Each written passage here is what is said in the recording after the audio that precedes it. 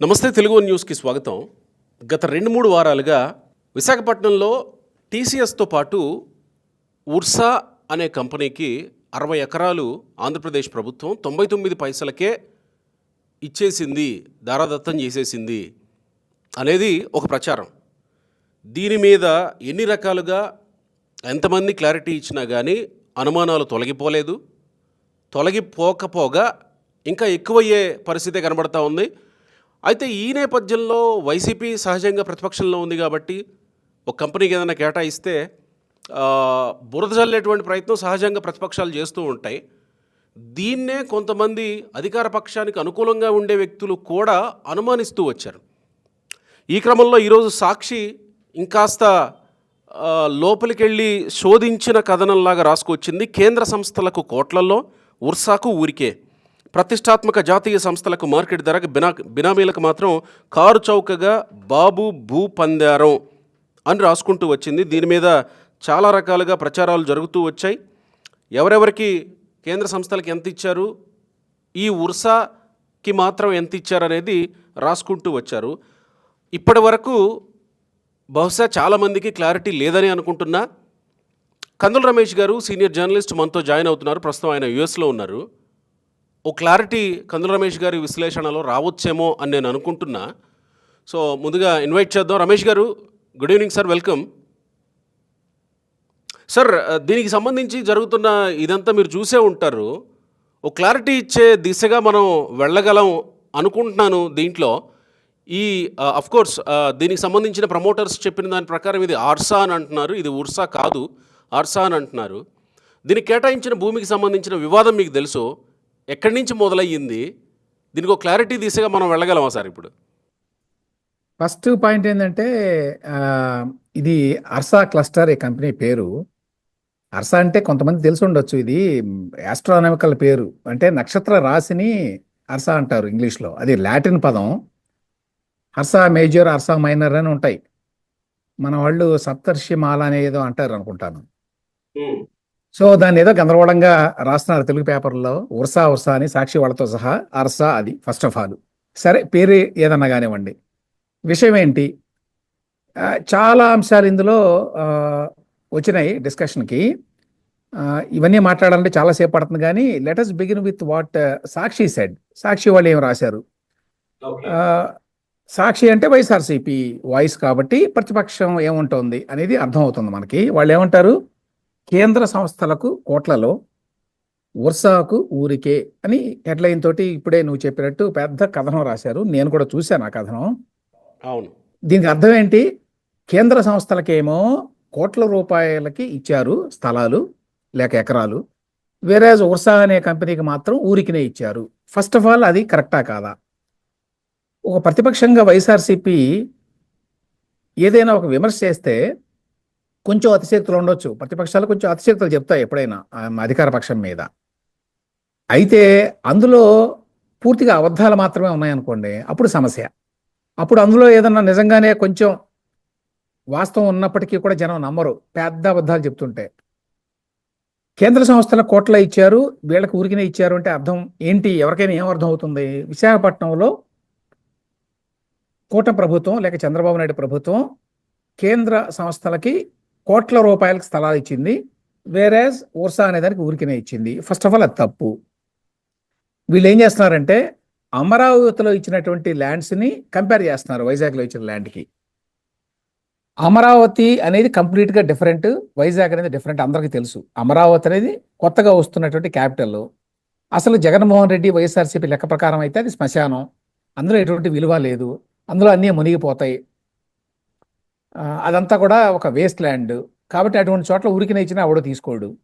ఇది కదా మొన్నటి వరకు విమర్శలు. ఇతను మాట్లాడుతున్నది అమరావతిలో కేంద్ర ప్రభుత్వ సంస్థలకి గత తెలుగుదేశం ప్రభుత్వం ల్యాండ్ ఇచ్చింది, ఆ ల్యాండ్ని కోట్ల రూపాయలకి ఇచ్చింది అనే దాన్ని తీసుకొచ్చి వైజాగ్లో ఉర్సాకి ఇచ్చిన ల్యాండ్తో కంపేర్ చేస్తున్నాడు. దీన్ని ఇంగ్లీష్లో comparing between apples and oranges అంటారు. సంబంధం లేదు. యాపిల్ కాయలు వేరు, నారింజలు వేరు. ఈ రెండింటిని కంపేర్ చేయకూడదు. దేని రేటు దాందే. ఇంకొక మాట నువ్వు కూడా చదివావు, అదేంటి?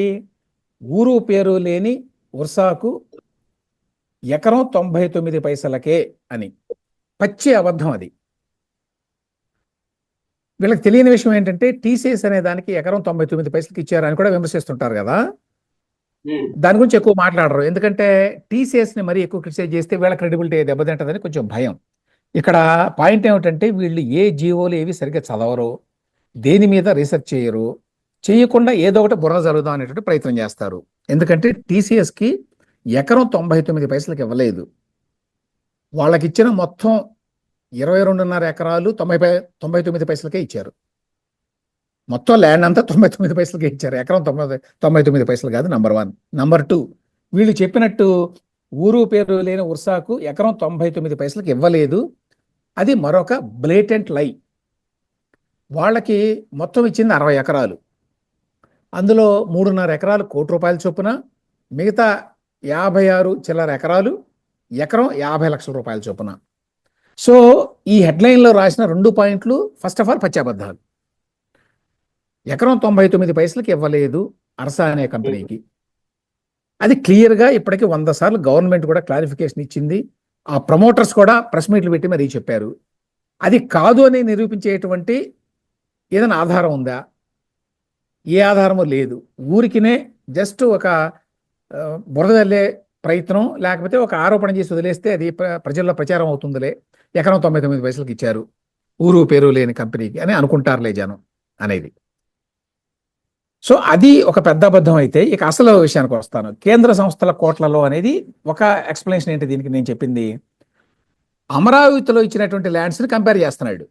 గుర్తుంచుకోండి, అమరావతిలో 2015-16 ప్రాంతంలో కేంద్ర ప్రభుత్వ సంస్థలకి భూములు ఇచ్చారు. జగన్మోహన్ రెడ్డి ఏం చేశాడు? వాటిని కంటిన్యూ చేశాడా? వాటిని మరి కట్టుకోమని చెప్పాడా? కట్టే విధంగా ఎంకరేజ్ చేశాడా? ఏమి చేయలేదు కదా. వీటిని తీసుకొని వైజాగ్లో ఇచ్చిన భూమితో ఎట్లా కంపేర్ చేస్తారు? సంబంధం ఏంటి అసలు వైజాగ్లో ఇచ్చిన భూమికి దీనికి? అంటే అమరావతిలో ఎంతకిస్తే 2015లో అంతకివ్వాలా ఏంటి? దానికి అర్థం ఏంటి? రెండో పాయింట్, వీళ్ళు కేంద్ర సంస్థల కోట్లలో అని చెప్పి రాస్తూ సన్నిహితులకు లక్షల్లో అని చెప్పి ఏమని రాశారంటే, ఫర్ ఎగ్జాంపుల్, అంటే ఈవెన్ అమరావతిలో కూడా మళ్ళీ సన్నిహితులకైతేనేమో లక్షల్లో ఇచ్చారు, మిగతా వాళ్ళ కోట్లలో ఇచ్చారు అని కూడా రాశాడు. అందులో ఒక ఎగ్జాంపుల్ ఏమి ఇచ్చాడంటే, విబిసి ఫెర్టిలైజర్స్ అండ్ కెమికల్స్ అనే కంపెనీకి 498 ఎకరాలు ఇచ్చారు, ఎకరం 1,00,000 చొప్పున. దీనికి అర్థం ఏంటి? Chandrababu Naidu VBC fertilisers and chemicals అనే కంపెనీకి అమరావతిలో ₹1,00,000కే ఇచ్చాడు అనేది కదా. అంటే అమరావతిలో మరి ₹1,00,000 ఇస్తే అక్కడ కూడా తక్కువకే ఇవ్వాలి వైజాగ్లో ఈ లెక్కనైతే. మరి అమరావతితో కంపేర్ చేస్తున్నాడు కాబట్టి. కానీ అసలు విషయం అది కాదు. ఈ విబిసి ఫెర్టిలైజర్స్ అనేది చంద్రబాబు నాయుడు సొంతం, లేక చంద్రబాబు నాయుడు వియంకుడి కంపెనీ. వియంకుడు ఎవరు? బాలకృష్ణ. యాక్చువల్గా బాలకృష్ణది కాదు, బాలకృష్ణ వియంకుడు కంపెనీ.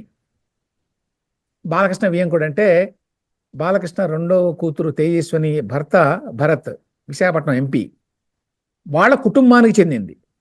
వాళ్ళ కుటుంబంలో ఎవరికి చెందిందో కరెక్ట్గా తెలియదు నాకు, బహుశా వాళ్ళ తండ్రి గారిది ఆ కాలంలో అనుకుంటాను అది. ఆ విబిసికి సిఆర్డిఏ అని కూడా రాశారండి. క్లియర్గా ఏం రాశారంటే హెడ్లైన్ ఇందులో, సిఆర్డిఏలో 2014-19 మధ్య బాబు సన్నిహితుల సంస్థలకు భూ కేటాయింపులు ఎలా అని చెప్పించారు. ఎవరెవరు ఉన్నారో ఈ బాబు సన్నిహితులు చెప్తాను. అందులో first point VBC fertilisers and chemicals. ఇది ఎందుకు ఫస్ట్ పెట్టాడంటే, ఇది నేను చెప్పినట్టు బాలకృష్ణ వియంకుడు కాబట్టి, చంద్రబాబు నాయుడికి దగ్గర కాబట్టి ఇచ్చాడు. అది ₹1,00,000కి ఎకరం ఇచ్చాడు అని. ఇది సిఆర్డిఏ ఇవ్వలేదు. సిఆర్డిఏ ఎప్పుడు ఏర్పడింది గోపి? 2016 or 17 అది 2015 తర్వాత ఏర్పడింది, అంతే కదా. తర్వాతే. ఈ విబిసి ఫెర్టిలైజర్స్ అనే కంపెనీకి ల్యాండ్ ఇచ్చింది ఎవరు? కాంగ్రెస్ ప్రభుత్వం. అప్పుడు ముఖ్యమంత్రి ఎవరు? కిరణ్ కుమార్ రెడ్డి. ఏ సంవత్సరం? 2013. 2013లో అప్పటి ప్రభుత్వం ఏపీఐఏసీ ద్వారా విబిసి ఫెర్టిలైజర్స్ అనే కంపెనీకి 498 ఎకరాలు ఇచ్చింది జగ్గయ్యపేటలో. ఇంకో గమ్మత్ ఏమిటంటే, ఆ జగ్గయ్యపేటలో ఉన్న ల్యాండ్కి అమరావతికి ఏమన్నా సంబంధం ఉందా? అంటే ఆ తర్వాతే సిఆర్డిఏ పరిధిని విస్తరించారు ఆ తర్వాత అని రాసుకొచ్చాడు. సిఆర్డిఏ పరిధికి సిఆర్డిఏ పరిధి విస్తరిస్తే ఏంటి, ఒకవేళ విస్తరించారు అనుకుందాం, అయితే ఏంటి, అయితే ఏమిటి, ఇప్పుడు షాద్ నగర్ అనేది ఉన్నదనుకోండి హెచ్ఎండిఏ కింద, అయితే ఏంటి, ఏమవుతుంది దానివల్ల, షాద్ నగర్లో ఎవరికి భూములు కేటాయించొద్దా? ఇంకొకటి ఏంటి, వాళ్ళకి ఇచ్చింది ఎప్పుడో 2013లో అయితే, అసలు రాష్ట్ర విభజనకు ముందైతే అది కూడా కాంగ్రెస్ ప్రభుత్వం ఇస్తే దాన్ని పట్టుకుని సిఆర్డిఏ ఇచ్చిందని ఎట్లా రాస్తాడు? పచ్చి కదా అది. బీబీసీకి 498 ఎకరాలు ఇవ్వడం కరెక్టా కాదా, కిరణ్ కుమార్ రెడ్డి ప్రభుత్వం కరెక్ట్గా ఇచ్చిందా లేదా అనే డిబేట్ వేరు. అది మంచిదా కాదా, ఫెర్టిలైజర్స్ అంటే మరి ఎన్వైరన్మెంటల్ ప్రాబ్లమ్స్ ఉండవా, ఆ డిస్కషన్ వేరే. కానీ ఇక్కడ వీళ్ళు చెప్తున్న పాయింట్ సిఆర్డిఏ ఇచ్చింది, పచ్చి అబద్ధం. సిఆర్డిఏ ఇవ్వలేదు, చంద్రబాబు నాయుడు ఇవ్వలేదు, అది 2013లో కిరణ్ కుమార్ రెడ్డి ప్రభుత్వం ఇచ్చింది. ఆ తర్వాత దాని గురించి గొడవలు అవుతున్నాయి ఇప్పటికీ. 2018లో జగన్మోహన్ రెడ్డి అధికారంలోకి వచ్చిన తర్వాత ఆ కేటాయింపును క్యాన్సిల్ చేస్తూ ఒక జీవో ఇచ్చాడు. అయినా కూడా ఇచ్చాడని చెప్పి రాశాడు, కానీ జీవోని క్యాన్సిల్ చేసినట్టుగా రాయలే అక్కడ. ఆ క్యాన్సిల్ చేస్తే వాళ్ళు కోర్టుకు వెళ్ళినట్టున్నారు. సరే, అది నడుస్తోంది, అది పక్కన పెట్టండి. ఇక్కడ విషయం ఏంటంటే ఎలా ఏ విధంగా జనాన్ని మిస్లీడ్ చేస్తారో అని చెప్పడానికి ఎగ్జాంపుల్గా చెప్పేది. అది కాకుండా సన్నిహితులకు ఎవరెవరికి ఇచ్చాడు చంద్రబాబు నాయుడు లిస్ట్ ఇచ్చారు. ఎల్ఎన్టీ అంటే ఎల్ఎన్టీ ఏ రకంగా సన్నిహితులండి? ఇప్పుడు మేఘా కంపెనీకి జగన్మోహన్ రెడ్డి గారు కొన్ని కాంట్రాక్ట్లు ఇచ్చాడు. విశ్వ సముద్ర అని చెప్పి నవయుగ కంపెనీ నుంచి పుట్టిన మరో కంపెనీ అది. నవయుగ కొడుకుల్లో ఒక ఆయన విశ్వ సముద్రాన్ని పెట్టుకున్నాడు. ఆయన బయట నుంచి వచ్చాడు ఫ్యామిలీకి, జగన్మోహన్ రెడ్డికి సన్నిహితంగా ఉన్నాడు. అందుకని నవయుగకి ఏమో తీసేశాడు పోలవరాన్ని, విశ్వ సముద్రాకి ఇచ్చాడు. ఏది మచిలీపట్నం పోర్టు ఇట్లాంటివన్నీ కూడా. అయితే కాబట్టి వాళ్ళకి ఇవ్వకూడదా సన్నిహితుడు అని చెప్పి అనొచ్చా మరి? కనీసం ఆ రిలేషన్షిప్ అన్నా ఉంది, కనీసం తెలుగు వాళ్ళు. ఇక్కడ ఎల్ఎన్టీ అనే కంపెనీకి చంద్రబాబు నాయుడికి సంబంధం ఏంటి? ఇంకా విచిత్రం చెప్తాను నేను. జేవియర్ స్కూల్ ఆఫ్ మేనేజ్మెంట్ అనేటువంటి ఒక ప్రెస్టీజియస్ స్కూల్ని చంద్రబాబు నాయుడు సన్నిహితులు అనే లిస్టులో వేశారండి. ఇక రేపు హార్వర్డ్ యూనివర్సిటీ లేకపోతే కేంబ్రిడ్జ్ యూనివర్సిటీ, ఇవన్నీ సన్నిహితులు చంద్రబాబు నాయుడికి. చంద్రబాబు నాయుడు ఎప్పుడు అక్కడికి వెళ్ళాడు అని చెప్పి మనం మాట్లాడగలమా? మాట్లాడతారు కూడా. అసలు జేవియర్ ఇన్స్టిట్యూట్ అనేది ఏంటి, అసలు దానికి చంద్రబాబు నాయుడికి సంబంధం ఏముంటుంది వ్యక్తిగతంగా? అది ఒక ప్రెస్టీజియస్ ఒక ఇన్స్టిట్యూషన్ ఎంబీఏకి మేనేజ్మెంట్ ట్రైనింగ్లో. అందువల్ల వాళ్ళ బతిలాడి తీసుకొచ్చారు అమరావతికి, రండి బాబు మీరు ఇక్కడ పెడితే బాగుంటుందని. దాన్ని పట్టుకొని ఆయన సన్నిహితులు అన్నారు. అట్లాగే ఇంకా విచిత్రం ఏంటంటే అమృత యూనివర్సిటీ కూడా ఆయన సన్నిహితులు అంట. అందరికీ తెలుసు కదా అమృత యూనివర్సిటీ ఎవరిది గోపి?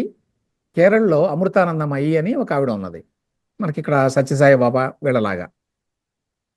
ఆవిడ యూనివర్సిటీలు దేశమంతా ఉన్నాయి, కేరళలో ఉన్నాయి, తమిళనాడులో ఉన్నాయి, బయట వేరే రాష్ట్రాల్లో ఉన్నాయి, వాటికి చాలా పేరుంది. వాళ్ళు వచ్చి ఇక్కడ అమరావతిలో పెట్టమని అడిగితే వాళ్ళు వచ్చారు. దాన్ని పట్టుకుని ఆయన సన్నిహితులు అనడం ఏంటి? దానికి అర్థం ఏంటి అసలు సన్నిహితులు అంటే? అలాగే Isha Foundation, Art of Living కూడా తెలుసు కదా అందరికీ. శ్రీ రవిశంకర్ అని ఉంటాడు ఆయన బెంగళూరులో. ఆయన ఏంటి చంద్రబాబు నాయుడికి చుట్టమా? ఆయన సన్నిహితులకు ఇచ్చాడు అని చెప్పి వాళ్ళ పేరు రాయడం ఏంటి? ఇక ఇది పక్కన పెడితే అసలు పాయింట్ వీళ్ళు చెప్పదలుచుకుంది ఏంటంటే కేంద్ర ప్రభుత్వ సంస్థలకేమో కోట్ల రూపాయల్లో ఎక్కువ పెట్టించాడు, వేరాజ్ అర్సా క్లస్టర్స్కి తక్కువ ఇచ్చాడని కదా అసలు స్టోరీ. అందులో ఏం చెప్తారంటే హడ్కో ఇట్లాంటి కేంద్ర ప్రభుత్వ సంస్థలు ఏవైతే ఉన్నాయో, RailTel corporation, new India insurance company, syndicate bank, Vijaya bank, Canara bank, RBI, Indian army, Bharat petroleum, GAIL. గమ్మత్ ఏమిటంటే వీటన్నిటినీ పిలిచి చంద్రబాబు నాయుడు తన పలుకుబడి ఉపయోగించి, తన ఇన్ఫ్లుయెన్స్ ఉపయోగించి, మీరంతా మా రాజధాని అమరావతి, ఇక్కడ దయచేసి ఆఫీసులు కట్టండి అని అడిగి వాళ్ళ చేత కొనిపించాడు. 1 ఎకరం, 2 ఎకరాలు, 3 ఎకరాలు అట్లా, డిపెండింగ్ ఆన్ దేర్ రిక్వైర్మెంట్. ఆనాడు ఎప్పుడన్నా సాక్షి వాళ్ళు కానీ వైఎస్ఆర్సీపీ కానీ బ్రహ్మాండంగా ఇన్ని కేంద్ర ప్రభుత్వ సంస్థలను పట్టుకొచ్చాడు చంద్రబాబు నాయుడు అని మాట్లాడారా? ఒక్కసారి కూడా మాట్లాడాలి దాని గురించి. ఇప్పుడు ఈ అర్సా క్లస్టర్స్ ని విమర్శిద్దాం అనే ఉద్దేశంతో వాళ్లే చెప్తున్నారు ఇవన్నీ పట్టుకొచ్చి. 19 కేంద్ర సంస్థల లిస్ట్ వచ్చింది ఇక్కడ. సో 19 కేంద్ర సంస్థలు వచ్చాయి అమరావతికి. అంటే ఇంకా చాలా ఉన్నాయి, అందులో అన్ని రాకపోవడానికి కారణం ఏంటి అది కూడా మనకు తెలుసు కదా. జగన్మోహన్ రెడ్డి ఏం చేశాడు, అసలు అమరావతి రాజధాని కాదు పంపన్నాడు కదా. అప్పుడు రాజధాని కాదు అని చెప్పి 3 రాజధానులు అని చెప్పి ఎప్పుడైతే అన్నాడో అప్పుడు వీళ్ళంతా ఆగిపోయారు కట్టకుండా. ఎందుకంటే వాళ్ళు క్యాపిటల్లా కడతారు, ఒక రాష్ట్ర రాజధానిలో కట్టాల్సి. ఫర్ ఎగ్జాంపుల్ ఆర్బీఐ తీసుకోండి, రిజర్వ్ బ్యాంక్ ఆఫ్ ఇండియా అని పిలిచి మీరు ఇక్కడ ఆఫీస్ కట్టుకోండి అని చంద్రబాబు నాయుడు 2014-19 మధ్య టర్మ్లో వాళ్ళకి కొంత ల్యాండ్ ఇచ్చి ఒక అగ్రిమెంట్ కుదుర్చుకున్నాడు, మీ హెడ్ క్వార్టర్స్ ఉండాలి కదా మా దగ్గర అని. జగన్మోహన్ రెడ్డి ఏం చేశాడు, ఇది క్యాపిటల్ కాదు అనేసరికి కన్ఫ్యూజ్ అయ్యారు ఆర్బీఐ వాళ్ళు. ఎందుకంటే ఆర్బీఐ వాళ్ళు క్యాపిటల్లో పెడతారు, రాష్ట్ర రాజధానిలో హైదరాబాద్లో ఉంటుంది, అట్లానే వేరే క్యాపిటల్స్లో ఉంటుంది. వాళ్ళు అడిగితే స్టేట్ గవర్నమెంట్ ఏం చెప్పింది, లేదు లేదు 3 రాజధానులు మావి, ఎగ్జిక్యూటివ్ క్యాపిటల్ విశాఖపట్నం, అక్కడ పెట్టండి మీరు అన్నారు. దాంతో వాళ్ళు కన్ఫ్యూజ్ అయ్యారు. ఇక్కడేమో మరి అగ్రిమెంట్ కుదుర్చుకున్నారు, కొంత డబ్బులు కూడా కట్టినట్టున్నారు, అంతకుముందు ఆగిపోయారు. 2024 దాకా ఆగిపోయింది కదా అది. ఇప్పుడు మళ్ళీ వస్తున్నారు వాళ్ళు కట్టడానికి. ఇదంతా జరిగింది జగన్మోహన్ రెడ్డి కారణంగా కదా, అందరికీ తెలుసు కదా అది. తనే ఆపేసి వీటన్నిటిని ఏ సంస్థ, కేంద్ర సంస్థలను అయితే చంద్రబాబు నాయుడు తీసుకొచ్చాడో వాటన్నిటిని ఆపేశాడు. ఇంకో పాయింట్ చెప్తా మీకు, వీటన్నిటికీ ₹1 చొప్పున ఇచ్చాడు అంటే ఇందులో ఇంకొక పాయింట్ ఉంది. అదేంటంటే ఎడ్యుకేషనల్ ఇన్స్టిట్యూషన్స్, లేకపోతే స్పిరిచువల్ ఇన్స్టిట్యూషన్స్, ఎన్జిఓస్, స్కూల్స్, కాలేజీలు, యూనివర్సిటీలు, ఇటువంటి వాటికి తక్కువ రేట్లకు ఇచ్చారు. గవర్నమెంట్ ఆఫ్ ఇండియా వాటికి జనరల్గా ₹1 ఇచ్చారు ఎకరం. అలా కాకుండా కొన్ని కమర్షియల్ ఇన్స్టిట్యూట్స్ ఉంటాయి, వాటికి ఎకరం 2 కోట్లు 3 కోట్లు కూడా ఇచ్చారు. So depending on the nature of the company or institution వాళ్ళు ఇచ్చారు. అప్పట్లో ఏమన్నారు, చంద్రబాబు నాయుడు ఎట్లానే తన సన్నిధులకు ఇచ్చేసుకున్నాడు అని చెప్పి విమర్శలు చేశారు. ఇప్పుడు గందరగోళం చేసి కేంద్ర ప్రభుత్వ సంస్థలకు చూడండి ₹1 ఇచ్చాడు. ఇప్పుడు అర్సా క్లస్టర్స్కి చూడండి 50 లక్షలకే ఇచ్చాడు. ఏమంటే అమరావతిలో ఇచ్చిన స్థలాలు, అమరావతి క్యాపిటల్ సిటీలో, క్యాపిటల్ రీజియన్లో కాదు గోపి, గుర్తుంచుకోవాల్సింది, ఇవన్నీ క్యాపిటల్ సిటీలో, మెయిన్ క్యాపిటల్ ఇది. వేరే వైజాగ్లో కాపులుప్పాడ అనేది దూరంగా ఉంటుంది, కాపులుప్పాడ సిటీ కాదు. సిటీలో ₹1 ఇచ్చారు, మళ్ళీ 3 ఎకరాలు ఇచ్చారు కదా, 3.5 ఎకరాలు, అవును, అది సిటీలో ఇచ్చారు. ఇక సెకండ్ పాయింట్ ఏంటి, జనరల్గా వీళ్ళు విమర్శిస్తుంది కొత్త కంపెనీ అని కదా. కొత్త కంపెనీ 2 నెలల ముందు రిజిస్టర్ అయ్యింది, దాని క్యాపిటల్ 10 లక్షల, సబ్జెక్ట్ టు కరెక్షన్ 10 లక్షలు సంథింగ్. సో ఇలాంటి కంపెనీకి ఎలా ఇస్తారు, వారికి ఉన్న అర్హతలు ఏంటి అనే దాని మీద ప్రధానమైనటువంటి ప్రశ్న. తర్వాత ఆ సతీష్ అబ్బూరి, దీని ఆరిజిన్ ఏంటంటే ద వైర్ అనే వెబ్సైట్లో స్టోరీ వచ్చింది. బాలకృష్ణ అని చెప్పి రిపోర్టర్ అతను రాశాడు. అతను రాసిన రిపోర్ట్లో ప్రధానమైన పాయింట్లు ఏమిటంటే, ఆల్రెడీ ఒక పాలసీ ఉంది వీటికి సంబంధించి, ఆర్టిఫిషియల్ ఇంటెలిజెన్స్ డేటా సెంటర్కి సంబంధించి, కంపెనీస్కి సంబంధించి ఆ పాలసీ ప్రకారమే ఇచ్చారు ఇవ్వడం. అయితే ఏ కంపెనీకి అయితే ఇచ్చారో, ఈ అర్సా క్లస్టర్స్ అనే కంపెనీ, దాన్ని పరిశీలిస్తే అది కొత్త కంపెనీ అని అర్థమవుతోంది. 2 నెలల క్రితమే హైదరాబాద్లో రిజిస్టర్ చేశారు. ప్లస్ ఆ కంపెనీకి ఇక్కడెక్కడ ఆఫీస్ ఉన్నట్టుగా ఎటువంటి ఆధారం దొరకడం లేదు. ఇవన్నీ కూడా కన్సర్న్స్, అంటే ఆందోళన కలిగించే విషయాలు అన్నట్టుగా ఆ కథనం రాశారు. అంతవరకు ఆ కథనం అంతా కరెక్టే. ఏంటి జెన్యూన్ కన్సర్న్స్ ఏంటి, ఇదేదో కొత్త కంపెనీలా ఉంది, మొన్న ఈ మధ్యనే పెట్టారే, మరి ఇటువంటి కంపెనీకి వీళ్ళు పెద్ద ఆర్టిఫిషియల్ ఇంటెలిజెన్స్ డేటా సెంటర్ పెట్టడానికి ల్యాండ్ ఇస్తున్నారు, ఏమిటి ఇది అని ఒక వ్యాలిడ్ క్వశ్చన్స్ కొని రైజ్ చేశారు, బాగానే ఉంది. దాన్ని పట్టుకొని సాక్షి వాళ్ళు కథనం రాసుకున్నారు.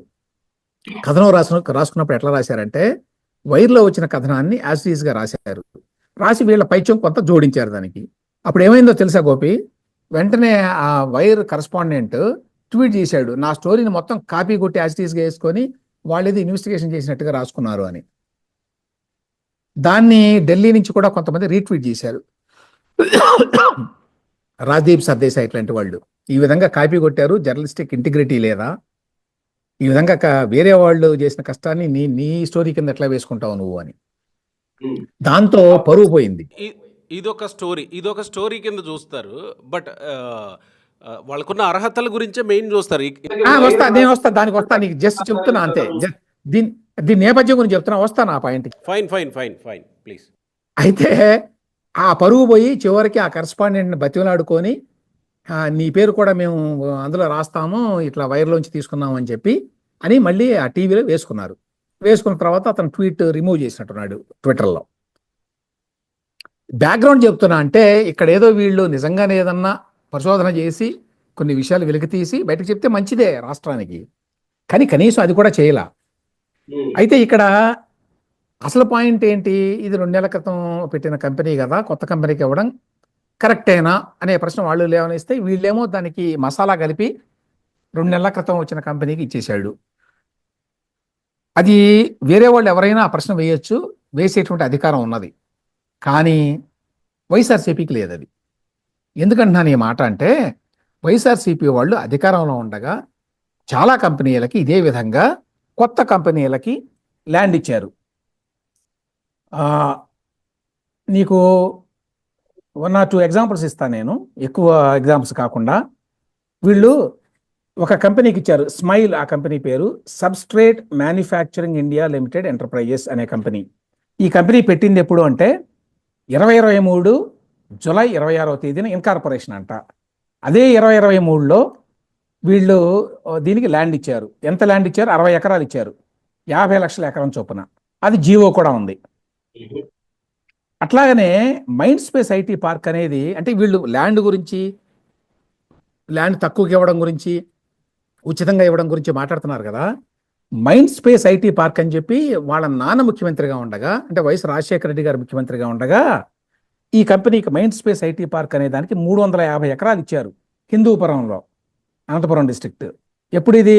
2007లో, 2005లో ఇస్తే వాళ్ళు 2023 వరకు ఏమి పెట్టలే. అక్కడ పెట్టకపోతే వెంటనే వాళ్ళకి నోటీస్ ఇచ్చి తీసుకోవాలి కదా. మరి లెక్క ప్రకారం, వీళ్ళు చెప్పే నీతుల ప్రకారం వీళ్ళు ఏం చేశారంటే, వాళ్ళ చేత ఒక అప్లికేషన్ పెట్టించుకొని ఆ కంపెనీ పేరు మార్చేసి నియోజన్ ప్రాపర్టీస్ ప్రైవేట్ లిమిటెడ్ అని company March change in line of activity అట, అంటే ఆ యాక్టివిటీ కూడా మార్చేశారంట.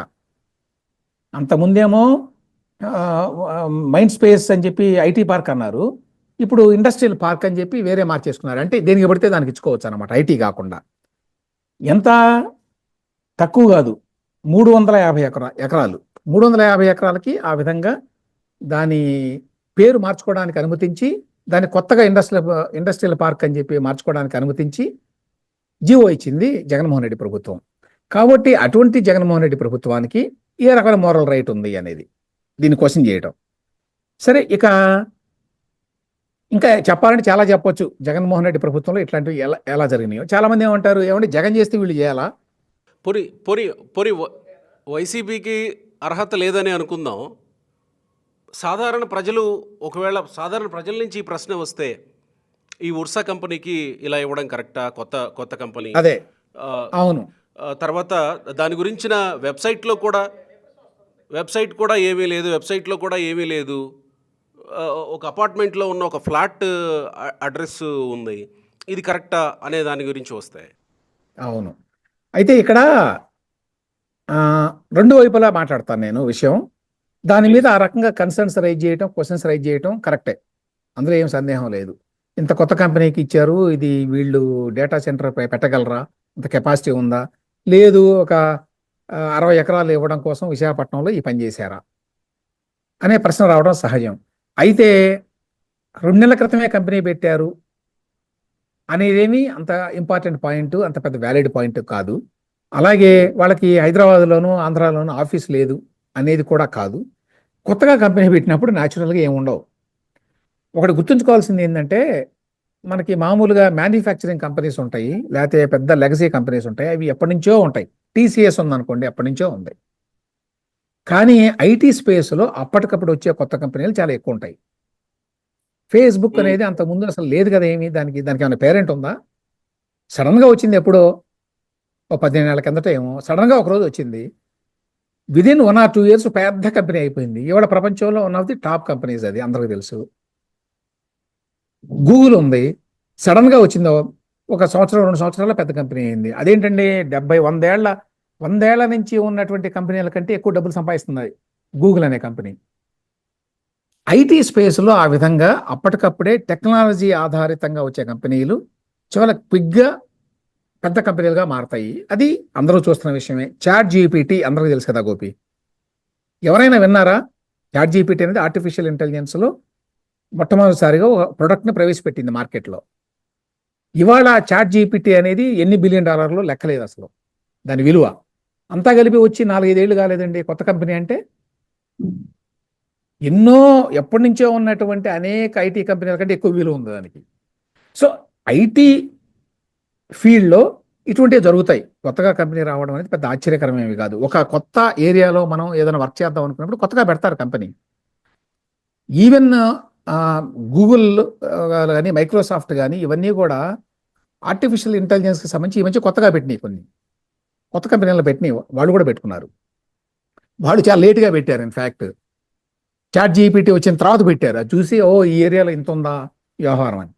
సో బై ఇట్ సెల్ఫ్ అదేమీ పెద్ద నెగిటివ్ పాయింట్ కాదు. అయితే ఆ క్వశ్చన్ రైట్ చేయటం వరకు కరెక్టే, కొత్త కంపెనీ కాబట్టి జాగ్రత్తగా ఉండాలి అని. అదేవిధంగా వాళ్ళు ప్రమోటర్స్ ఏం చెప్తున్నారంటే, మేము కొత్తగా కంపెనీ పెట్టాము అమెరికాలో, దాని సబ్సిడరీని ఇంకా కొత్తగా పెట్టాము ఇక్కడ, దీనికి ఆఫీసు పెద్ద ఆఫీసు లేదు, వ్యవహారం లేదంటే మేమేమి పెట్టలేదు ఆఫీసులు ఇప్పుడు, ఎందుకంటే ఒకసారి గవర్నమెంట్ అగ్రిమెంట్ కుదిరిన తర్వాత అప్పుడు మా యాక్టివిటీ స్టార్ట్ చేస్తాము, అప్పటి వరకు మేము లీన్ మోడ్లో ఉన్నామని చెప్పారు. వాళ్ళ ఎక్స్ప్లెనేషన్ అది. ఆ ఎక్స్ప్లెనేషన్ పూర్తిగా కాదనడానికి కూడా లేదు. ఆ ఎక్స్ప్లెనేషన్ పూర్తిగా అంగీకరించండి అని నేనేం అంటలేదు, కానీ దాన్ని పూర్తిగా డిస్మిస్ చేయడానికి కూడా లేదు. ఎందుకంటే ఏమీ లేకుండా ఒక ఐటీ కంపెనీ ఆ గవర్నమెంట్తో ఎటువంటి అండర్స్టాండింగ్ లేకుండా, అగ్రిమెంట్ లేకుండా ఇక్కడికి వచ్చి పెద్ద ఆఫీస్ ఎందుకు పెడతారు? ఏం పని వాళ్ళకి లేదు కదా ఆంధ్రప్రదేశ్లో పెట్టడానికి. ఇక్కడ కీలకమైన పాయింట్ ఏమిటంటే, ఇంతవరకు ఆ కంపెనీ తోటి అగ్రిమెంట్ ఏమీ లేదు. గుర్తుంచుకోవాల్సిన important point, it was only an MoU, memorandum of understanding, అవగాహన పత్రం అంతే, ఇంతవరకు ఏమీ లేదు. ఇక్కడ ఇంకొక పాయింట్ ఏమిటంటే, అందరూ విమర్శిస్తుంది, అది మీ దృష్టి కూడా వచ్చి ఉంటుంది కదా, అదేంటి వీళ్ళకి తెలిసిన వాళ్ళంతా తెలుగుదేశానికి సన్నిహితులైన వ్యక్తులు కాబట్టి ఇందులో ఏదో మతలబుండి ఉంటుంది, వీళ్ళు కావాలని ఇచ్చుకుంటున్నారు అనేది. వీళ్ళంతా తెలుగుదేశం పార్టీ నాయకత్వానికి సన్నిహితులు, తెలిసిన వాళ్ళు అనే మాటలు ఎటువంటి సందేహం లేదు. ఇందులో ఒకళ్ళు వీళ్ళు ఇచ్చిన పేర్లలో జై తాళ్ళూరి అని ఉన్నారు. ఆయన తానాకి పాస్ట్ ప్రెసిడెంట్, గతంలో ప్రెసిడెంట్గా ఉన్నాడు. ఇప్పుడు ప్రెసిడెంట్గా ఉన్న నిరంజన శృంగవరపు గారు కూడా ఇందులో వన్ ఆఫ్ ది ప్రమోటర్స్ అని వాళ్ళు ఇచ్చిన లిస్టులో చూశాను నేను. అవును. ఇది కాకుండా జనరల్గా ఇందులో ఉన్న వాళ్ళలో ఎక్కువ మంది బహుశా తెలుగుదేశంతో అసోసియేట్ అయిన వాళ్ళు అని అనుకోవడానికి ఆస్కారం ఉంది. కొంతమంది యాక్టివ్గా ఉంటారు, కొంతమంది యాక్టివ్గా ఉండరు, కానీ జనరల్గా ఎన్ఆర్ఐలో ఒక విభాగం, అందులో తానా అలాంటి సంస్థలు చాలా కాలంగా తెలుగుదేశం పార్టీ తోటి సన్నిహితంగా ఉన్నాయి అనేది వాస్తవం. సో ఆ రకంగా వీళ్ళంతా కూడా తెలుగుదేశం పార్టీ నాయకత్వానికి తెలిసిన వాళ్ళే అయి ఉంటారు. తెలిసిన వాళ్ళు కాబట్టే వాళ్ళకి ఈజీ యాక్సెస్ కూడా వచ్చి ఉంటుంది. అంత మాత్రం చేతనే ఈ మొత్తం వ్యవహారం అంతా కూడా అవినీతిమయం అని చెప్పి కంక్లూజన్ రావచ్చా అనేది ఒక ప్రశ్న. ఈ విషయంలో ప్రభుత్వం ఏం చెప్తోంది? పదే పదే మేము కన్విన్స్ అయ్యాము వాళ్ళ కేపబిలిటీ ఉందని, వాళ్ళు రైట్ చేయగలరని, వాళ్ళకి టెక్నాలజికల్ స్ట్రెంగ్త్ ఉందని, ఫైనాన్షియల్ బ్యాండ్విడ్త్ ఉందని కన్విన్స్ అయిన తర్వాతనే మేము అన్ని డ్యూ డెలిజెన్స్ చేసిన తర్వాతనే చేశామని ప్రభుత్వం చెప్తోంది, ఆ ప్రమోటర్స్ చెప్తున్నారు. మనం గోపి ఇక్కడ ఫైనల్గా ఆలోచించాల్సింది ఏంటంటే, దీనివల్ల రాష్ట్రానికి నష్టమా? అంతే కదా అల్టిమేట్గా. అందరూ చేసే విమర్శ ఏంటి? ఇదిగో 3,000 ఎకరాల విలువ చేసేటువంటి భూమిని వీళ్ళకి ఇస్తున్నారు కొత్త కంపెనీ కానీ కదా, కాబట్టి వాళ్ళు సరైన కంపెనీ కాకపోతే, మంచి కంపెనీ కాకపోతే, జెన్యూన్ కాకపోతే నష్టం జరుగుతుంది, లేదా దీని వెనక ఏదో అవినీతి కార్యక్రమం ఉన్నది, అందువల్ల ఇచ్చారు. ఇవి ప్రధానంగా కన్సర్న్స్ కదా ఎవరికైనా. ఇక్కడ చూడాల్సింది ఏమిటంటే, నేను ఎంఓఈలో వాటిల్లో ఉన్న వ్యవహారం ఏంటంటే, వాళ్ళు క్లియర్గా ఏం చెప్పారంటే, ప్రొవిజన్స్ ఏమున్నాయంటే ఈ ల్యాండ్ అలాట్మెంట్కి సంబంధించి ఇక్కడ ముందు ఒక పాయింట్ చెప్పాలి. ఇది వీళ్ళు 50 లక్షలకి ఇస్తున్నారు కదా కాపులపాడులో, ఇది 50 కోట్లు అని అంటారు. అంటే అది ఊరికే కేర్లెస్గా విసిరేటువంటి ఒక నంబరు. 50 కోట్ల రూపాయలకి సాక్షి వాళ్ళు తీసుకుంటారా ల్యాండ్ని? తీసుకుని అక్కడ డేటా సెంటర్ పెట్టగలరా? ఒక క్వశ్చన్ వేస్తున్నాను నేను. 50 కోట్లు అంటే ఎంత అయింది? 3,000 కోట్లు అంటున్నారు కదా వీళ్ళు. 3,000 కోట్ల రూపాయలని స్టేట్ గవర్నమెంట్కి కట్టి 2 ఏళ్లలో first phase of artificial intelligence data సెంటర్ని వీళ్ళు పెట్టగలరా నిజంగా జెన్యూన్గా? అంటే ఊరికే అందరూ విమర్శిస్తారు, ఈవెన్ టీడీపీ కూడా ఏదన్నా వైఎస్ఆర్సీపీ చేసినప్పుడు ఎకరం ఇన్ని ఎకరాలు ఇచ్చారు, ఎకరం 100 కోట్లు, 50 కోట్లు, 30 కోట్లు, 10 కోట్లు అంటారు, కాదని నేను, వీళ్ళు కూడా అదే పని చేస్తారు. బట్ దానికి నిజంగా అంత వాల్యూ ఉంటుందా? విశాఖపట్నంలో కాపులపాడులో ఎకరం 50 కోట్లు ఉంటుందా? హైదరాబాద్లో కొనుక్కోవచ్చు, హైదరాబాద్లో కూడా 50 కోట్లు లేదు. 50 కోట్లు అనేది ఊరికే జనానికి చూపించడానికి వచ్చేటువంటి ఒక నంబరే కానీ average rate is very very low even in Hyderabad. కాబట్టి ఎక్కడో విశాఖపట్నంలో, అది కూడా ఊరవతల కాపులపాడులో 50 కోట్లు అయితే అతిశయోక్తి. అది పక్కన పెడితే ఈవెన్ దెన్ ఇది గవర్నమెంట్ ఆస్తి కాబట్టి దాన్ని ప్రొటెక్ట్ చేయాల్సిన బాధ్యత గవర్నమెంట్కి ఉంది కదా. ఈ ప్రొవిజన్ ఏమైనా ఉందో తెలుసా ఇందులో? ఇది ఏపీఐసి ల్యాండ్ అలాట్మెంట్ రెగ్యులేషన్స్ 2023. అందులో ఉన్న దాని ప్రకారం కంపెనీకి ల్యాండ్ అలాట్ చేస్తామని ఎంఓఏలో ఉంది. The land will be allotted to the company through a sale agreement. చాలా ఇంపార్టెంట్ పాయింట్ అది. ఇంతవరకు ఆ ల్యాండ్ వాళ్ళకి ఇవ్వలేదు, ఈ రేట్లో మీకు ఇస్తామని చెప్పారు. ఇచ్చిన తర్వాత కూడా సేల్ ఉండదు, సేల్ అగ్రిమెంట్ మాత్రమే ఉంటుంది. ఎందుకు సేల్ అగ్రిమెంట్ మాత్రమే ఉంటుంది? వీళ్ళు ఎంఓఏలో చెప్పినట్టుగా అందులో ఉన్న షరతుల ప్రకారం 2 ఏళ్లలో మొదటి ఫేజ్ని పూర్తి చేయాలి. పూర్తి చేయకపోతే 2 ఏళ్ల తర్వాత మళ్ళీ వెనక్కి తీసుకుంటాము అని చెప్పారు. ఒకసారి ల్యాండ్ని 50 లక్షలకో, కోటి రూపాయలకో సేల్ చేస్తే మీరు వెనక్కి తీసుకోలేరు. అదేవిధంగా చాలా జరిగినాయి ఇప్పటిదాకా. అందుకని ఇందులో ఏమనుందంటే the company through a sale agreement అని క్లియర్గా రాశారు, which will outline specific conditions related to the project's implementation as per the detailed project report submitted by the company. మీరు ఏవైతే మాకు చెప్పారో డిపిఆర్లో ఆ ప్రకారం 2 ఏళ్లలో మొదటి దశ నిర్మాణం పూర్తి చేయాలి అనే కండిషన్ ఉంటుంది. ఆ కండిషన్ ఫుల్ఫిల్ చేసేంత వరకు సేల్ అగ్రిమెంట్ మాత్రమే ఉంటుంది, సేల్ డీడ్ ఉండదు. First point. ఆ తర్వాత ఏమన్నారంటే సేల్ డీడ్ ఎప్పుడు చేస్తారంటే, అంటే యాక్చువల్గా ఎప్పుడు అమ్ముతారు అంటే, sale deed will be executed only after the successful implementation of the project. Meaning అంటే అర్థం ఏంటి? The company must fulfil its commitments regarding the proposed investment and employment within agreed time lines. మీరు ఎంత పెట్టుబడి పెడతామన్నారో అంత పెట్టుబడి పెట్టారా లేదా, మీరు ఎంతమందికి ఉద్యోగాలు కల్పిస్తామన్నారో అంతమందికి కల్పించారా లేదా అనే కండిషన్స్ ఫుల్ఫిల్ అయిన మేరకి మేము అప్పుడు యాక్చువల్గా సేల్ డీడ్ చేస్తాము, ఈ భూమి మీకు ఇచ్చినట్టుగా ఈ రేటుకి. అప్పటి వరకు కూడా ఓన్లీ సేల్ అగ్రిమెంట్ మాత్రమే ఉంటుంది. సో ఒకవేళ కంపెనీ కనుక ఫెయిల్ అయితే ఈ షరతుల్ని ఫుల్ఫిల్ చేయటంలో allotment will be cancelled and the land will be resumed by APIAC. ఇంత ఎక్స్ప్లిసిట్గా సేల్ అగ్రిమెంట్లో ఈ విషయం ఉన్నప్పుడు అంత ఆందోళన చెందాల్సిన అవసరం లేదేమో అనేది నా అభిప్రాయం గోపి. Okay, fine. ఇక్కడ ఇంకొక ఇదేంటంటే, ఒక పాలసీ ఉంటుంది కదా, ప్రతి శాఖకి సంబంధించి ఒక పాలసీ పెట్టుకుంటారు కదా. సో ఆ పాలసీ పరిధులకి, ఆ పాలసీలో నిబంధనలకి లోబడే ఉర్సాకి ఇచ్చారా ఏపీ గవర్నమెంట్ అనేది కూడా ఒక ప్రశ్న. ద వైర్ స్టోరీలోనే ఈ మాట రాశారు, ఆల్రెడీ గవర్నమెంట్ ఒక పాలసీ పెట్టింది, ఆ పాలసీకి అనుగుణంగానే ఇచ్చారు అని. ఇన్ఫ్యాక్ట్ ఇక్కడ ఒక ఇంట్రెస్టింగ్ థింగ్ చెప్పాలి. అదేంటంటే టీసీఎస్కి ఇచ్చినప్పుడే దీనికి కూడా ఇచ్చారు. అంటే అనౌన్స్మెంట్ అప్పుడే వచ్చింది, గుర్తుంది కదా, క్యాబినెట్ మీటింగ్లో అప్రూవ్ చేశారని వచ్చింది వార్త. వచ్చినప్పుడు టీసీఎస్కి 99 పైసలకి ఇస్తున్నారు ల్యాండ్. అదేవిధంగా అర్సా క్లస్టర్స్ అనే కంపెనీ కూడా దాదాపు 60 ఎకరాలు ఇస్తున్నారు అని చెప్పి వచ్చింది ఒకటే రోజున. ఆ తర్వాత దాని మీద టీసీఎస్ మీద విమర్శలు వచ్చినప్పుడు నేషనల్ మీడియాలో మాట్లాడుతూ, సిఎన్బిసిలో మాట్లాడుతూ నారా లోకేష్ ఏమన్నాడంటే, మేము మొత్తం అంతకుముందు లీజ్కి ఇచ్చారన్నారు. లీజ్కి కాదు, యాక్చువల్గా మేము సేల్ చేసేసాము టీసీఎస్కి 99 పైసలకి. ఆల్ 21.5 ఎకర్స్ ఏమో కదా, దాదాపు 22 ఎకరాలు ఇచ్చాము. ఎందుకు ఇచ్చామంటే మా పాలసీ ఏంటంటే ఎకరానికి 500 జాబ్స్ కనుక ప్రొవైడ్ చేయగలిగితే ఎవరికైనా ఇస్తామన్నాడు పాలసీ ప్రకారం. అట్లానే డేటా ఆర్టిఫిషియల్ ఇంటెలిజెన్స్ కూడా పాలసీ ఉంది.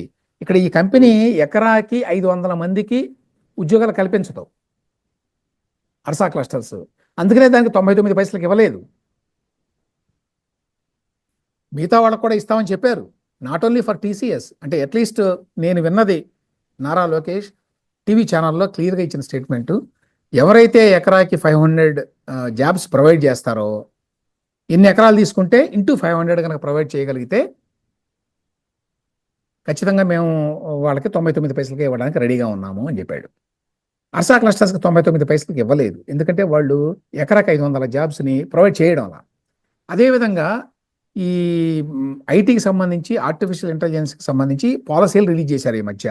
ఆ పాలసీలకు అనుగుణంగానే ఈ కేటాయింపు జరిగింది. ఇందులో ఉన్న ఏకైక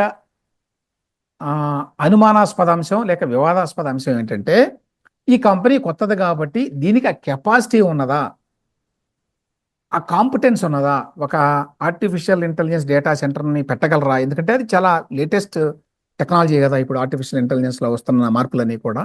అది పెట్టగలదా లేదా, అంత కెపాసిటీ ఉందా? రెండు, దీని వెనక ఉన్న ప్రమోటర్లు అందరూ కూడా ఇప్పుడు అధికారంలో ఉన్న తెలుగుదేశం పార్టీకి, ప్రభుత్వానికి చాలా సన్నిహితులు. ఆ కారణం చేత వాళ్ళు ప్రత్యేకమైనటువంటి వాళ్ళకి కన్సెషన్స్ ఏమైనా ఇచ్చారా, అంటే వాళ్ళకంత కాంపిటెన్స్ లేకపోయినా, కెపాసిటీ లేకపోయినా కూడా ఇస్తున్నారా ఈ ల్యాండ్ అనేది నెక్స్ట్ క్వశ్చన్. ఈ రెండు క్వశ్చన్స్ వ్యాలిడ్ క్వశ్చన్సే, కానీ ఈ రెండింటి మీద మాత్రమే ఆధారపడి ఈ ప్రాజెక్ట్ మొత్తాన్ని డిస్మిస్ చేయాల్సిన అవసరం లేదు అనేది నా పాయింట్. రెండవది, అల్టిమేట్లీ స్టేట్కి కంపెనీలు కావాలి, ఉద్యోగాలు కావాలి, టెక్నాలజీ కావాలి. At the same time state property, state asset ఏదైతే ఉందో ల్యాండ్, అది ఊరికినే ఇష్టారాజ్యంగా ఇవ్వడానికి వీల్లేదు గతంలో ఇచ్చినట్టుగా. ఇక్కడ ఇది ప్రొటెక్ట్ అవుతుందా లేదా అనేది ఇంపార్టెంట్ పాయింట్. 2 సంవత్సరాల్లో వీళ్ళు పూర్తి చేయాలి, పూర్తి చేయకపోతే ఏపీఐసి మళ్ళీ రెజ్యూమ్ చేసుకోవచ్చు అనేది ఉన్నది. కాబట్టి లీగల్గా అయితే ప్రొటెక్షన్ ఉన్నది. 2 సంవత్సరాల తర్వాత మళ్ళీ ఇట్లా కాదని చెప్పి వేరే డ్రామా ఏమన్నా వేస్తే అప్పుడు ఖచ్చితంగా ఈ ప్రభుత్వాన్ని అనుమానించాలి. ఇక్కడ మీరు దాదాపుగా ఎక్స్ప్లెయిన్ చేసేసారు. ఒక చిన్న క్లారిటీ కోసం మళ్ళీ ఒక ప్రశ్న అడుగుతున్నా దీనిలో నుంచి. ఇప్పుడు చాలా మందిలో అనుమానాలు ఉన్నాయి. దాని నుంచి వస్తున్న ఒక డిమాండ్ ఏంటంటే, ఇలాంటి అనుమానాలు ఉన్నాయి కాబట్టి మీరు ఏదైతే ఉర్సాకి ఇచ్చినటువంటి ల్యాండ్ అగ్రిమెంట్ ఏదైతే ఉందో దాన్ని రద్దు చేసుకోవచ్చు కదా ప్రభుత్వం, రద్దు చేయాలి అనే డిమాండ్ కూడా వినపడతా ఉంది. సో ఇప్పుడు మీరు ఇంత క్లియర్గా ఎంఓయూ చదివి వినిపించిన తర్వాత ఇప్పుడు ప్రభుత్వం ఆ అగ్రిమెంట్ రద్దు చేసుకోవాలా, లేదా 2 ఏళ్ల వరకు వేచి చూడాలా? కాదు Gopi, first point, at least as of now there is no agreement. MOU, there is only MOU, memorandum of understanding. Memorandum of understanding అంటే ఏంటంటే, ఇదిగో మేము ఈ కంపెనీ పెట్టడానికి ముందుకు వస్తున్నాము, మేము ఈ రకంగా ఈ కంపెనీ పెడతాము, మాకున్న సామర్థ్యం ఇది, మా కంపెనీలో ఫలానా ప్రమోటర్లు ఉన్నారు, మేము 5,000 కోట్ల రూపాయల చిల్లర పెట్టుబడులు పెడతాము, ఈ 5,000 కోట్ల రూపాయలని ఇక్కడి నుంచి తీసుకొస్తాము, వీళ్ళు పెట్టుబడులు పెడతారు అని ఒక డిపిఆర్ ఇవన్నీ ఇస్తే వాళ్ళు వాటిని వెట్ చేస్తారు, చేసి డ్యూ డెలిజెన్స్ అంటారు, అవన్నీ చేస్తారు. ఎస్ఐపిబి అని ఉంది, స్టేట్ ఇన్వెస్ట్మెంట్ ప్రమోషన్ బోర్డు, వాళ్ళు చేస్తారు. ఆ తర్వాత ఎకనామిక్ డెవలప్మెంట్ బోర్డు అని ఇంకోటి ఉంది, వాళ్ళు ఇవన్నీ చేసి ఐటీ మినిస్టర్ ముందు పెట్టి ఆ తర్వాత మంత్రివర్గంలో చర్చించి ఆ తర్వాత ఒక ఎంఓఏ చేసుకున్నారు. ఎంఓఏ చేసుకున్న తర్వాత ఇప్పుడు జిఓ ఇవ్వాలి. రద్దు చేయడానికి ఇప్పుడు ఏమీ లేదు. First point. ఓకే, ఇంతవరకు వాళ్ళకి ల్యాండ్ ఇవ్వలేదు. ల్యాండ్ 50 లక్షల రూపాయలకి ఇస్తున్నామని చెప్పి అగ్రిమెంట్ చేసుకోలేదు, ఇంకా అవగాహన మాత్రమే అన్నారు, జిఓ ఇస్తాము అంటున్నారు. కాబట్టి ఏం రద్దు చేసుకోవాలి అనేది ఒక పాయింట్. రెండవది, అందరూ విమర్శిస్తున్నారు అందుకని రద్దు చేసుకోవాలి అంటే, బైట్స్ అందులో ఏదన్నా జెన్యూన్గా ఒక పెద్ద ఇష్యూ ఉంటే రద్దు చేసుకోవాలి ఏదైనా కూడా. కానీ జనం అమరావతిని రద్దు చేయండి అంటారు ఎవరో కొంతమంది విమర్శిస్తారు. రద్దు చేస్తారా మరి? తీసేసుకోవద్దు 99 పైసలకి ఎందుకు ఇవ్వాలి అని అంటారు, రద్దు చేసేస్తారా? ఎక్స్ఎల్ఆర్ఐ అనేది ప్రెస్టీజ్ ఇన్స్టిట్యూషన్, సాక్షిలో రాశాడు చంద్రబాబు నాయుడుకి సన్నిహితుడని. అంటే అర్థం ఏంటో నాకు ఇంతవరకు అర్థం కాల. ఎక్స్ఎల్ఆర్ఐ అనేది వెరీ ప్రెస్టీజియస్ ఇన్స్టిట్యూషన్, జంషెడ్పూర్లో ఉంది. వాళ్ళు అసలు బ్రాంచులు కూడా పెట్టలేదు ఇప్పటి వరకు, వీళ్ళు అడిగితే పెడుతున్నారు. అది కనుక వస్తే మేనేజ్మెంట్ ఎడ్యుకేషన్లో చాలా అవకాశాలు వస్తాయి ఆంధ్రప్రదేశ్లో ఉన్నటువంటి విద్యార్థులకి, ఎన్నో ఉద్యోగాలు కూడా వస్తాయి. ఇప్పుడు మరి ఇందులో రాశారు కాబట్టి ఎక్స్ఎల్ఆర్ఐతో రద్దు చేసుకోవాలి. వాడిని బతినాడి కాళ్ళు పట్టుకుంటే వస్తున్నారు వాళ్ళు, ఇప్పుడు రద్దు చేసుకోవాలా మరి? కాబట్టి just only point, valid point ఏమిటంటే, ఇదిగో మీరు ఏ కార్యక్రమం చేస్తున్నారో వీళ్ళతోటి అవన్నీ కూడా ట్రాన్స్పరెంట్గా చేయండి, పారదర్శకంగా చేయండి, అన్ని విషయాలు చెప్పండి పబ్లిక్కి. అది ఇంపార్టెంట్ పాయింట్. ఏది మీరు ఇదిగో ఇప్పుడు కొన్ని బయటకు వచ్చినాయి, కొన్ని విషయాలు రిలీజ్ చేశారనుకోండి ఆల్రెడీ గవర్నమెంట్ కూడా, ఆ విషయం మీద మరింత స్పష్టత ఇస్తే బాగుంటుంది. అంతవరకు ఓకే. అంతేగాని ఎవరో విమర్శించారు కాబట్టి రద్దు చేసుకోండి అంటే అన్నీ రద్దు చేయాలి అయితే. ఇప్పుడు అమరావతిలో మళ్ళీ రెండవసారి ఈ విధంగా ఇంత హడావుడి చేయడం అవసరమా అని చెప్పి నేను కూడా ఒక విమర్శనాత్మక వీడియో చేశా ఫర్ ఎగ్జాంపుల్. కానీ నేను అన్నాను కాబట్టి వాళ్ళు క్యాన్సిల్ చేస్తారా ప్రోగ్రామ్ని? అట్లా కాదు కదా. కంపెనీ జెన్యూనా కాదా, కంపెనీ పెట్టుబడి పెట్టగలదా లేదా అనే దాని మీద చాలామంది అనుమానాలు వ్యక్తం చేశారు. వాటిని ఎఫెక్టివ్గా అడ్రస్ చేయాల్సిన బాధ్యత అయితే గవర్నమెంట్ మీద ఉన్నది. అంతవరకు ఒప్పుకుంటాను నేను. రైట్. సో గవర్నమెంట్ ఆ దిశగా కొంత క్లారిఫై చేసే దిశగా ముందుకొస్తే జనాల్లో కూడా కొంత క్లారిటీ వస్తుంది. గవర్నమెంట్ ముందుకు రావాలని ఆశిద్దాం.